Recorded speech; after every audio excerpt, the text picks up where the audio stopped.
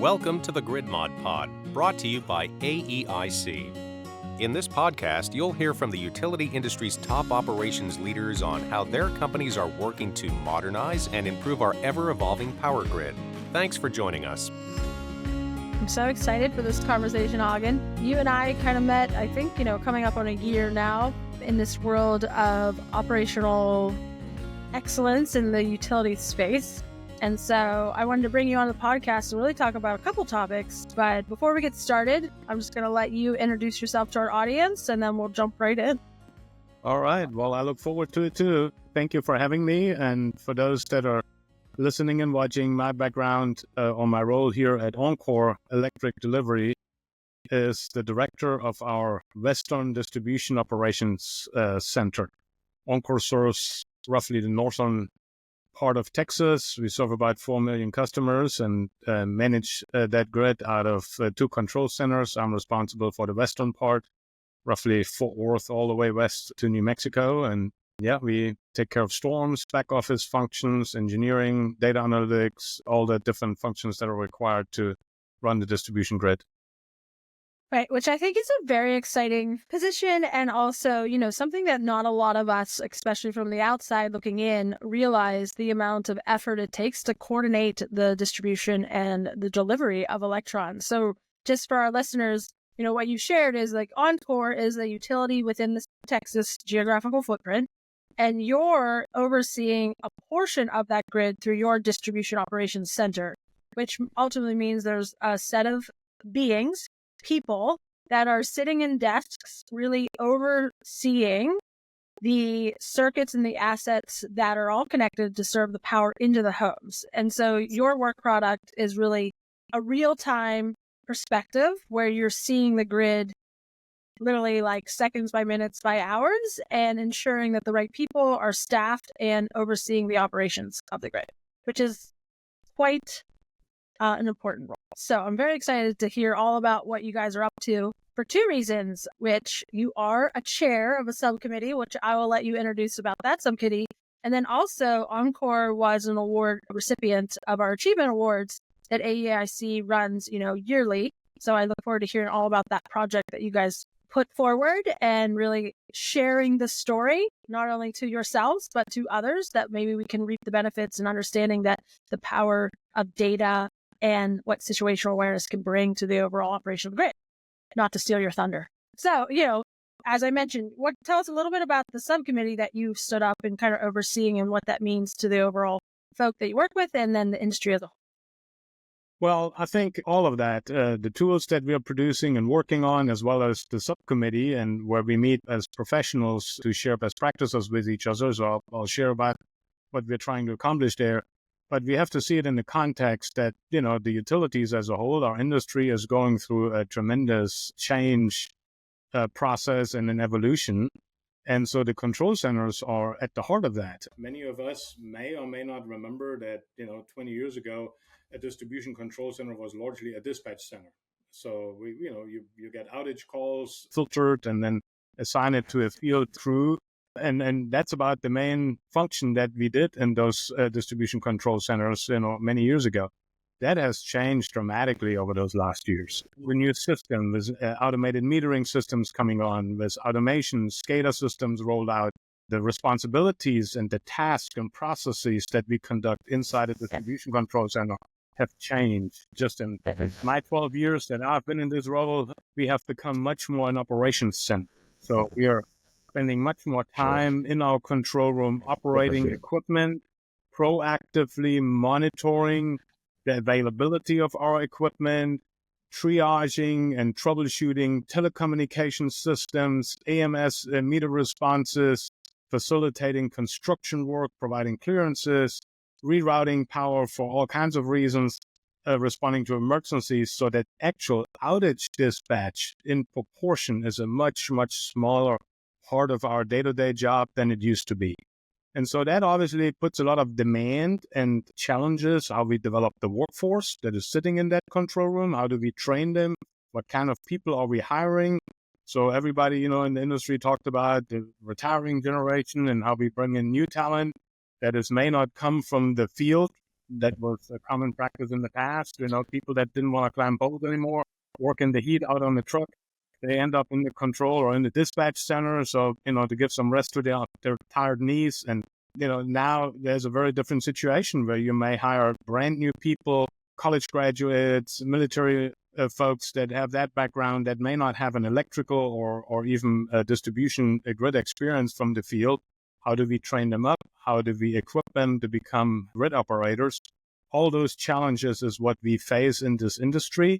And we obviously have to invest into the tools, how to present information and data to make better decisions in our day-to-day operations inside the control room.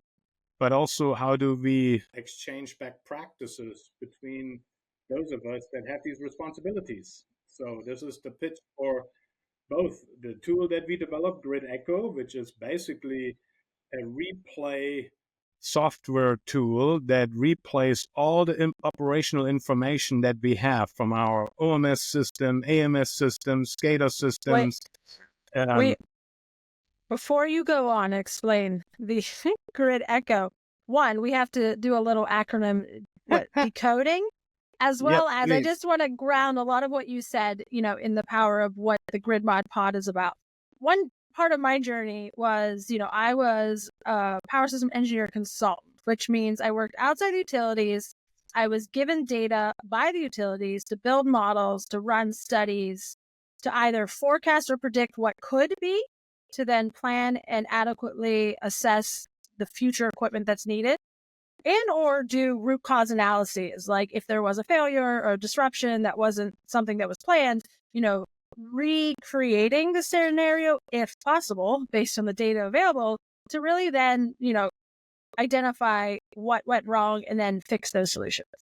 And so, naively coming into the utility space, I had such an amazing opportunity where the planning realm was sitting with the operation folk.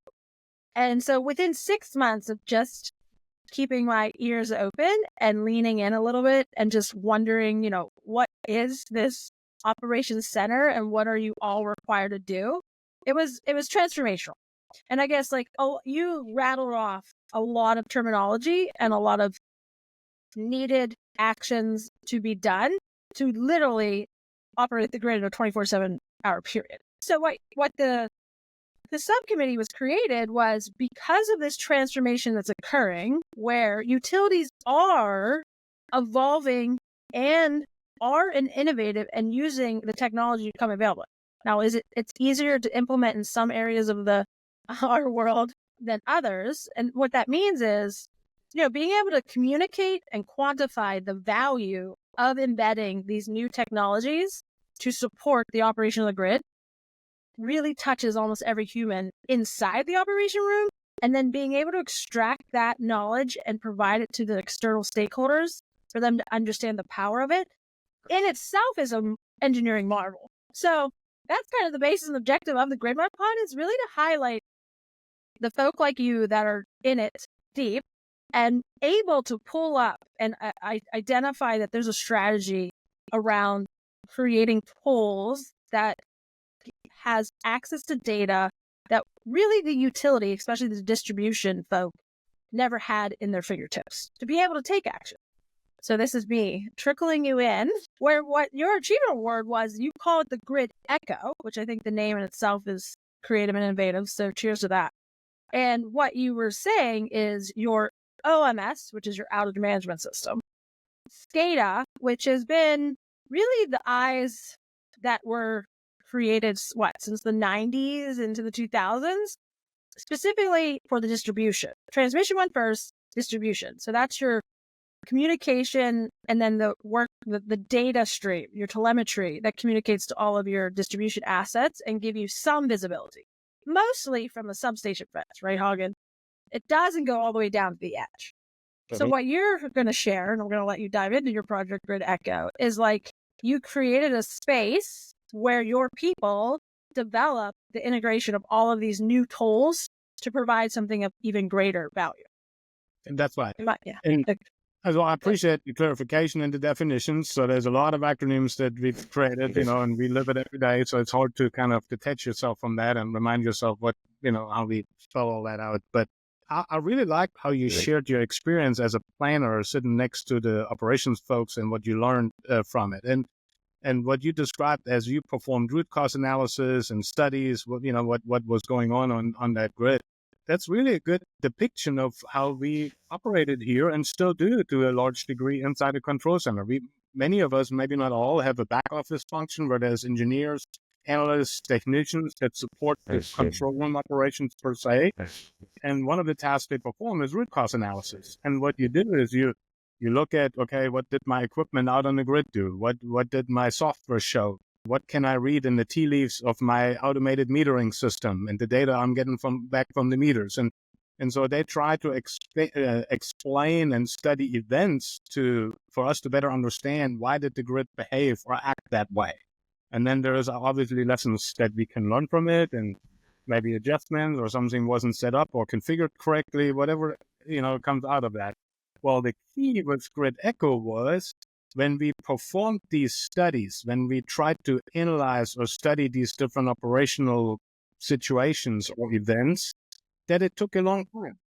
Just querying the data out of the SCADA system, querying the data out of the AMS system, then you had to look the query data out of the OMS system, and wherever the different sources and tables are, you put them all together, then you try to match these tables up, right? So you have timestamps that are different, but then yet they reflect the same thing. So it's very laborious for those that have to perform those studies. So I'm sure you can relate to that.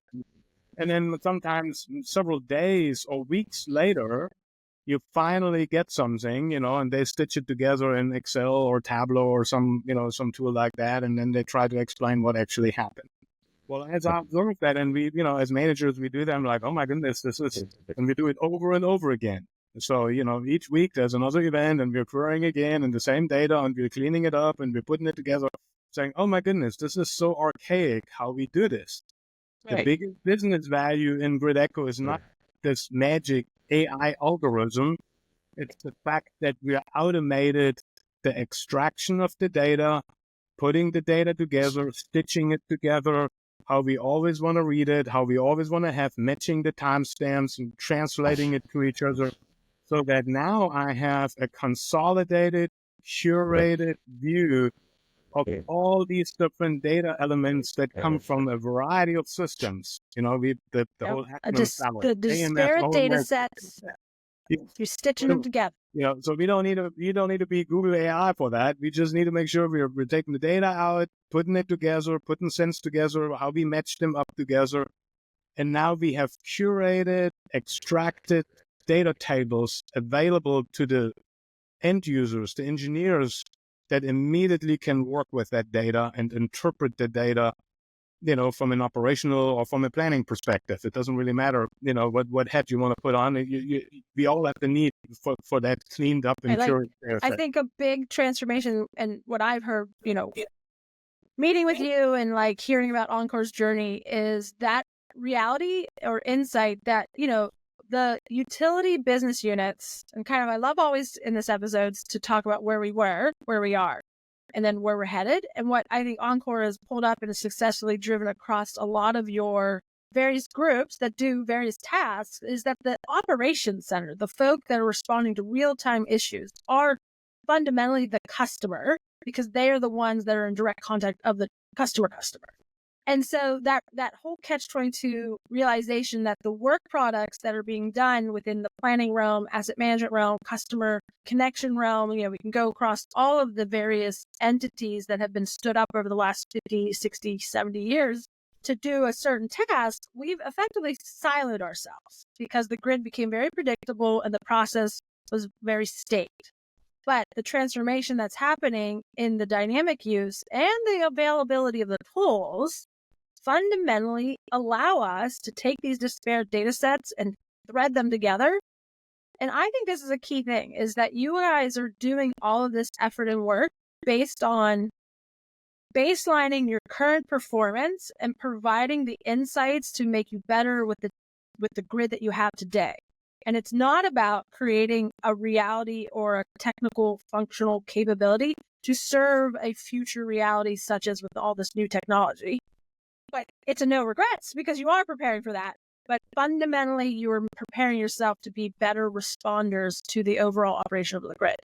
And that is right. And that is a key. And that's how we succeeded with Grid Echo. And that's a good example to me as a people manager too, what fruit you can harvest when you allow people to develop solutions to their day-to-day problems. I wasn't the one that had to suffer the pain when you have to go through root cause analysis, querying the data, cleaning it up. It was the engineer, that was just not a lot of fun. You don't get any insights, very laborious. And then also you then realize, okay, let's put that effort in and putting these data together, cleaning all of that, automating that process. So, engineers, I pay engineers way too much for them to do these menial tasks. Yeah.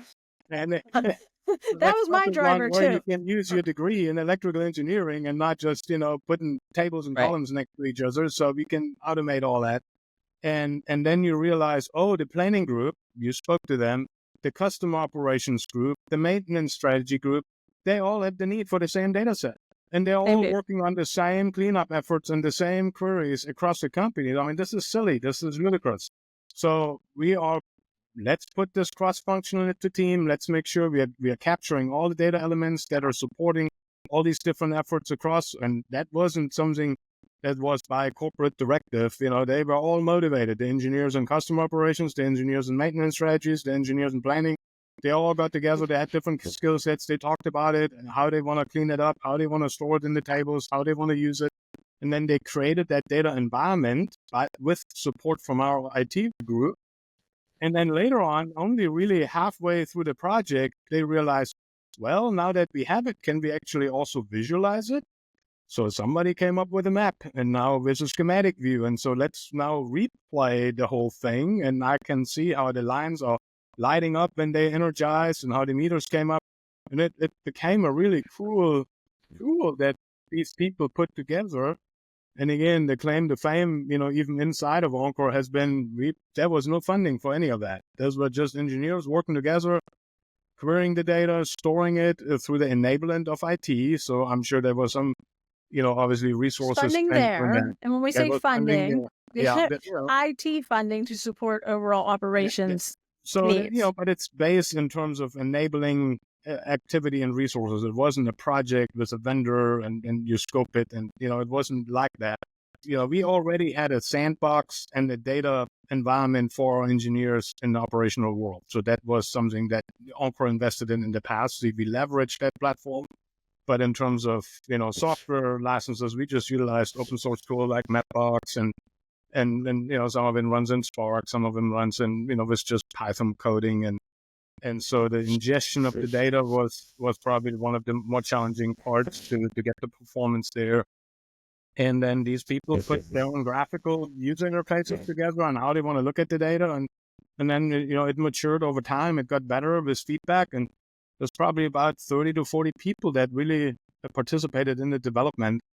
And so it's amazing things that you can do when you put different minds together and they help each other. So I want to pause there. So, what we're talking about is collaboration and also the creation of these work products or owning the development of a product wasn't really like a special assignment or a big lift or like pull everyone outside their day job and then recreate, multiple roles to execute this project. What you're saying is those that were the ones being asked to execute had the alignment and the support from their leaders and the overall flexibility to use their time to create something for a value for later, which is very hard to do. And I'll speak for a lot of the utilities that I've spoken of based on the really, which we don't talk about, but regulatory environments, as well as financial obligations, as well as the language that we use to really drive and create and develop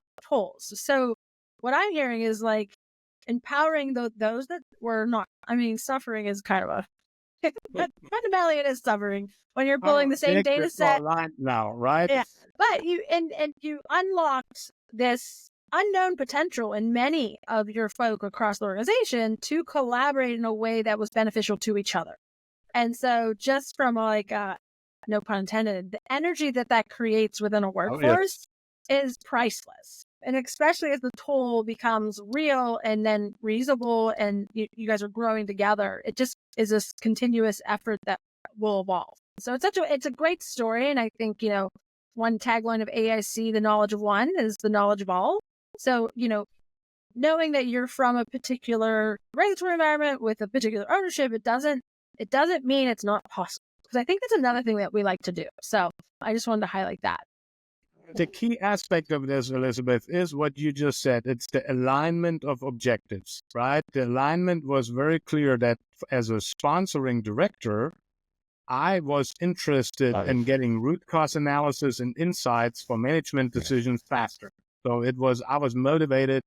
Oncor also, I think, approached it really well in terms of that a lot of analytics talent, like the people involved in data science, are embedded in the functional areas. It's not a central corporate kind of things where you have to reach out and get a number, to get something done. And it was directly here as part of our back office organization, but it's also not that complicated in terms of data science. It's just, day-to-day bread and butter work. A lot of data scientists might be like, this is data cleansing. Yes, but you have to get through that before you get into the scientific. This is not rocket science. It's just people need to kind of think through it, how they want to use it, and make sure, it works. But then giving them the freedom to do that. So they were motivated by making their day-to-day job easier and faster. I, as the sponsoring manager, was motivated by the insights and results that will help us to train our workforce better, getting more immediate feedback if we responded correctly to these events, providing input into the training sessions, the maintenance strategy, operations, customer operations, planning. They all got better inputs into their processes and produced better results. So everybody was in favor and supportive of it and benefited from not sticking to our own silos. And so that's really gave it own life. So it almost like was just a self-propelling effort all of a sudden, and everybody could teach each other something. So many had only a subset of the skills. There wasn't like the magic one or two people that knew everything. That was really a very diverse group. Broad Some expansion. of them were more geographic good. The other were good with querying or the data side. So they all contributed and taught each other. So it almost became like a little wildfire, and it was the cool thing to participate across the company, and everybody wanted to jump on and help and get something out of it for their own group. So that was fun to watch as a manager, to see what happens there. So I think, that what it brings back to what we were saying earlier is like the importance of realizing that the operation folk, which means those in the room that are communicating, dispatching to the field operations, are those that need to have this insight and this information, no matter where you sit in the company. So just creating that like collaboration as a whole is a part of the grid modernization journey. And I think, we are in a space where the language we use and the awareness of what we're actually talking about is important to communicate effectively to really get the buy-in. And then once you have these like quick wins and these visible proof of concepts, like having then that empowerment from many to really keep it going. Because it probably wasn't all roses and daisies. I totally just made that up. But there was mistakes probably made and, attempts that were tried and really wasn't effective, but that is all a part of that journey. So like, I don't know, maybe it was perfect, but like any kind of share in that space where, you didn't always know the answer, but like the goals of like what happens when you did find something broken or wasn't effective, you were able to pivot or something like that to share with the audience. Yes. Of course. That, more than that, there was a lot of the challenges I would describe were where you hit roadblocks. All of a sudden, this is not going to work, or we don't know how to do this, right? So the data extraction is way too slow. So how do we make it faster? Okay. So then sometimes it ended up improving how they write queries. How do we parallel threading things? And we've never done this before. So let's go take a class or bring somebody in that can talk to this so that we know how to overcome this performance issue. Or you want to draw and show something in a schematic view. Well, how do we show a sequence of switching and meter lighting on and off in a schematic view? How do we draw that out? We've never done that before. So let's go and figure that out and take an online class, or, so it's different things. Or we talk to different people. How have you done this? And so there was a lot of trial and error to make some of these things work. But I also think that the lessons that the team has learned in some respects represents probably the higher business value than the tool itself. Exactly. I didn't even pay you to say that. So not just having this black box from an external vendor that gives you the tool toy, right? And then nobody ever knows how to do something like this. We've learned it the hard way. We built knowledge and expertise that is an asset in itself in our company, because we can now build on top of that. We know what kind of queries work. We know what kind of database structures we have to use on the back end to get the performance. So there is a lot of good things that came along with these efforts. So I just have to say, and I'll say it again, I did not pay you to say that. And that is what I want to shout from the rooftops, because I think a lot of us, those that are in control of those that do, control is maybe a bad word, but those that empower or lead don't realize the tremendous priceless value of what you just said. Yeah. And how to really also share that with those that question or really want us to put into words what we're effectively doing. This is a transformational time. And everything that we just spoke about in the last 30 minutes is impacting almost every employee within a utility. That as this technology is available, as the computational power, the data streams, the ability to extract, integrate, correlate, and provide literally will transform every individual utility employee's work product in a positive direction. And what we've gotten ourselves into is this necessity to prove and to quantify values that are fundamentally priceless. I'm not saying that they're priceless. We can do it, but we can do it after. But what we are underestimating, and what is often not factored in, is both the synergies and the compounding effects. Right. So you can't slice it and quantify it. It's this. Right. You can't look at it in isolation. No use case will ever really have good economics. I'm making a provocative statement, right? But I think it's very hard to justify the use case on itself.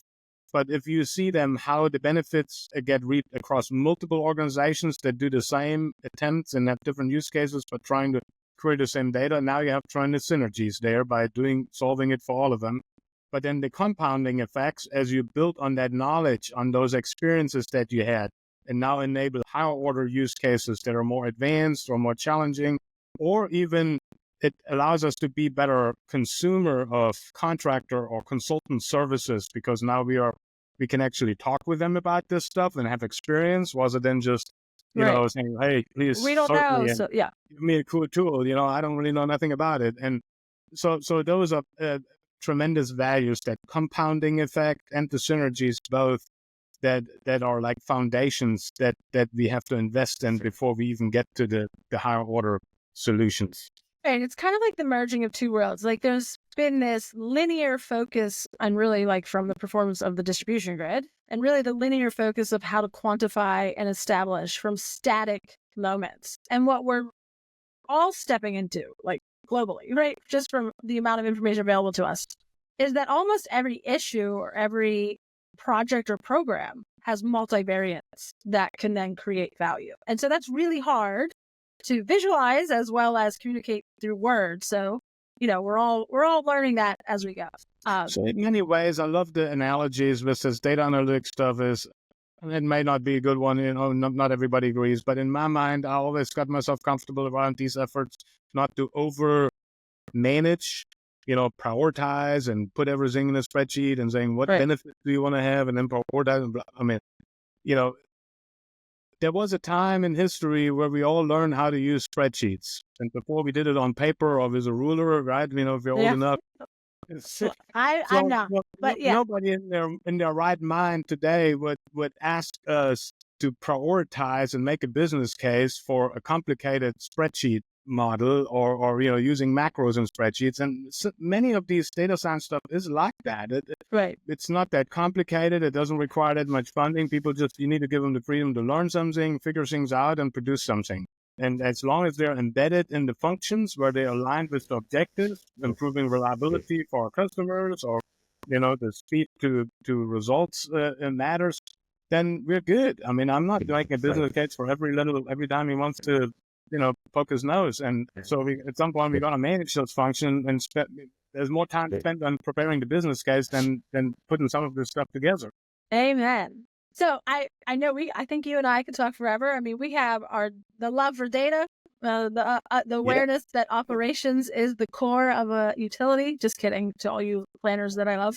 But we planted a lot of words of wisdom. But anything that you from driving the Echo project and really seeing the success of it and the continuous realization of what it can be, anything for those that are listening that want to be a part and contribute to support the transformation, or new engineers that want to become a part of this utility space, anything you want to share for them as they enter into this world?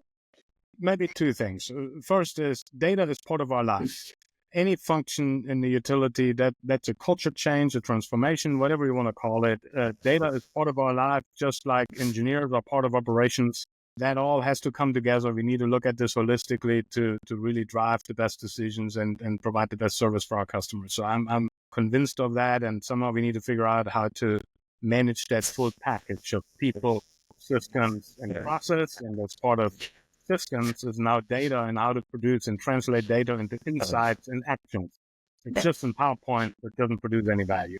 That's the pitch there, that we need to make data part of our day-to-day operations. And then the second thing is that there's a lot of diversity in our operational backgrounds. So this is the pitch for the Distribution System Operations Subcommittee, where we found a group of like-minded control room directors that recognize that what California does with the distributed energy resources, or the northern countries do with snowstorms, or the southern countries with the heat waves and the wildfires, and we all have the same challenges. We all have to prepare for load shed, for black start, for renewable energy, for day-to-day operations, outages, storms, but we emphasize different priorities, and we're approaching it slightly differently and have, different priorities based on our context, our geography, our regulatory environment. And because of that diversity, because we're emphasizing different things to a different degree, we can learn from each other a lot. What California goes through, or the West Coast go through in renewable energies, there's a lot of that we can learn here in Texas, where we're not quite as far on that subject. But when it comes to load management in high growth areas, then there's other areas that can learn from us here. So that diversity of operating environments, that diversity of how the regulatory policies impact us, gives us an opportunity to learn from each other. So by coming together as operational professionals, sharing, I guess, best practices or experiences that we had, we will learn and grow. And I'm really excited about that. We had our first meeting, as directors in that committee, and just seeing kind of everybody's perspective, how Alabama and Chicago and California operates, and how we all yet share the same objectives and the same struggles. That was pretty cool, and I'm very excited for that. And I would invite anybody that listens and has an interest in that to join us as a group, to join the conversation, and to help each other to become better in what we do. I love it. So what I heard is, for those that are entering or want to be a part of the grid optimization and energy industry, is data is going to be a part of all of our worlds, and really versatile and diverse talent is needed, and it can be taught. So, bring it to the table and let's get engaged. And then also, for anyone that is aware or knows of a distribution system operators in that space that are being challenged with the everyday issues, we have this amazing subcommittee that's being led by Hagen. So just reach out to either of us to get you started. Awesome. Thanks for the pitch, Elizabeth. Yes, you're welcome. And thank you for your time. And with that, we'll wrap up our conversation. I look forward to continuing this journey with you. Same here. Thank you. That's a wrap for this week's episode of the Grid Mod Pod. Thanks for tuning in. We hope today's conversation got you thinking about new and creative ways to improve our power grid. Be sure to subscribe to our YouTube channel to be the first to hear new episodes. This podcast is brought to you by AEIC, the place where operations leaders come together to share knowledge and provide guidance to the electric utility industry. We'll be back with a new episode soon. Until then, keep powering on.